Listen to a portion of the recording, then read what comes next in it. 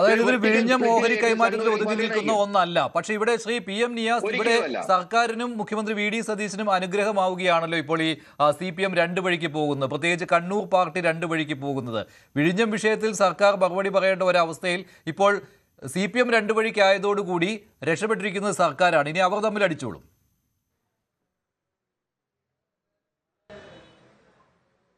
അങ്ങനെയല്ല, ഞങ്ങൾ ഇക്കാര്യത്തിൽ വളരെയേറെ കൃത്യതയോടുകൂടി കാര്യങ്ങൾ ചെയ്യണമെന്ന് ആഗ്രഹിക്കുന്ന സർക്കാരാണ് ഇന്ന് കേരളം ഭരിക്കുന്നത്. അവിടെ നമുക്കെല്ലാവർക്കും ഒരേ കൺസെഷൻ എഗ്രിമെന്റിൽ ഒരു ക്ലോസ് ഉണ്ട്. താങ്കൾ പറഞ്ഞത് ശരിയാണ്. ഇത് അവരുടെ ഈ അദാനി ഗ്രൂപ്പ് പിന്നെ അവരുടെ ഉടമസ്ഥാവകാശം പൂർണ്ണമായി പോകാത്ത മറ്റ്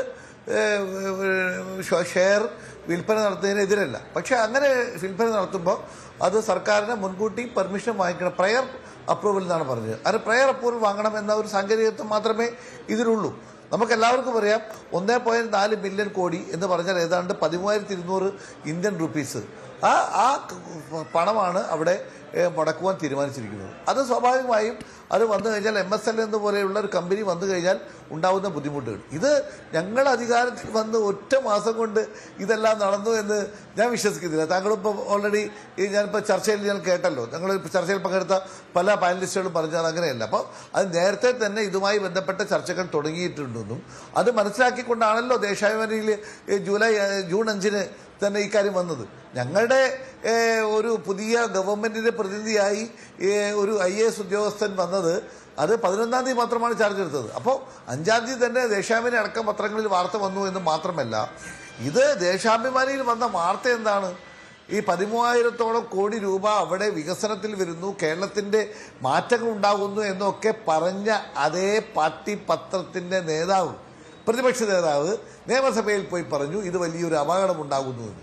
ഏതാണ് നമ്മൾ വിശ്വസിക്കേണ്ടത്?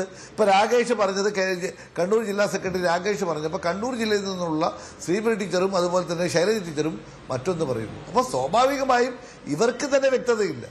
കേരളത്തിലെ നിയമസഭയിൽ പ്രതിപക്ഷ നേതാവ് പറയുന്ന കാര്യങ്ങൾ പാർട്ടി പത്രത്തിന് നേരെ എതിരായിരുന്നു. അപ്പോൾ പാർട്ടി പത്രം പറഞ്ഞത് തെറ്റാണ് എന്ന് പറഞ്ഞത് തോമസ് ഐസക്കാണ്.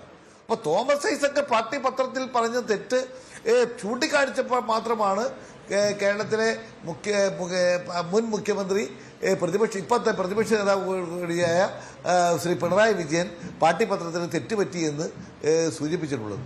ഞങ്ങൾ പറയുന്നത് പാർട്ടി പത്രത്തിന് തെറ്റ് പറ്റിയിട്ടില്ല, പാർട്ടി പത്രത്തിന് ശരിയാണ് പറ്റിയത്.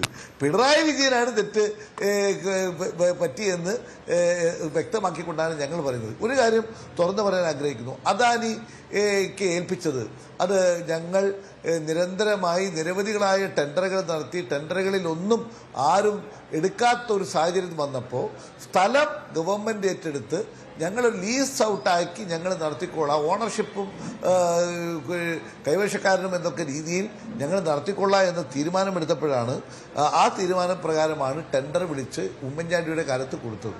അന്ന് ഇതേ ദേശാഭിമാനി ഇന്ന് ഇപ്പോൾ ഈ വിഴിഞ്ഞം പോർട്ട് കേരളത്തിന് സംഭവിക്കാൻ പോകുന്ന ഏറ്റവും നല്ല കാര്യമാണ്, അതിന് പിണറായി സർക്കാരിന് നന്ദി പറയണമെന്ന് പറയുന്ന ദേശാഭിമാനി അന്ന് പറഞ്ഞത് 6,000 കോടിയുടെ കടൽ കൊള്ള എന്നാണ്. എന്ന് പറഞ്ഞാൽ അന്ന് ഈ വികസനം വരാൻ പാടില്ല എന്നാണ് ദേശാഭിമാനിയും CPM പറഞ്ഞത്. ഇന്ന് ദേശാഭിമാനി ഭരണം മാറിയത് അറിയാതെ ദേശാഭിമാനി കൊടുത്തത് കൃത്യമായി കാര്യങ്ങൾ. കൂടുതൽ വാർത്തകൾക്ക് News 18 Keralam YouTube channel subscribe ചെയ്യുക.